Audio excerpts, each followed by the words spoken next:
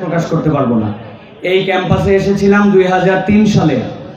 সেই সময়ের পরিবেশ আর এই সময়ের পরিবেশের মধ্যে কতটুকু পার্থক্য। একটা মানুষ সিংহপুরুষ এখানে বসে আছেন ক্যাম্পাসে, যেটা কল্পনা করা যেত না। আল্লাহ সেই পরিবর্তনে এই মানুষকে এখানে এনেছেন, এটা আমাদের সবচেয়ে বড় পরিবর্তন, আলহামদুলিল্লাহ। আমি আপনাদের কাছে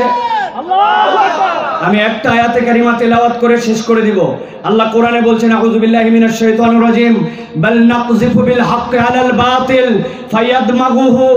আল্লাহ রাব্বুল আলামিন বলছেন, এই সত্য, এই হক বাতিলের উপর আঘাত করবে। ফায়াদমাগুহু ফাইযা হুয়া যাহিক।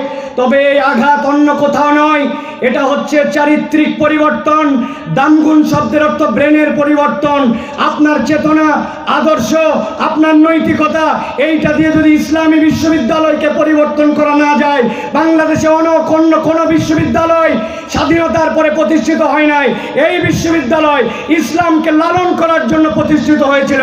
অতএব এখানকার প্রত্যেকটা ছাত্র ছাত্রী, ডিপার্টমেন্ট, সেটা যেই ডিপার্টমেন্টে হোক, ইসলামকে লালন করে ধারণ করে পুরা পৃথিবীতে ইসলামকে ছড়ানোর জন্য এই বিশ্ববিদ্যালয় ভূমিকা রাখবে, এটাই দাবি আমাদের।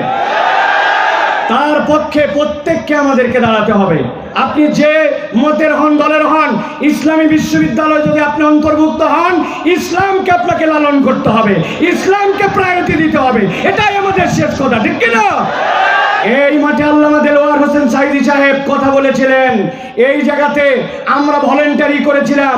তারপরে আজকে 19 বছর পরে আল্লামা মামুনুল হকের মতো একজন লোক আসছেন। আমরা এই ধারাবাহিকতা বন্ধ করতে দিতে চাই না।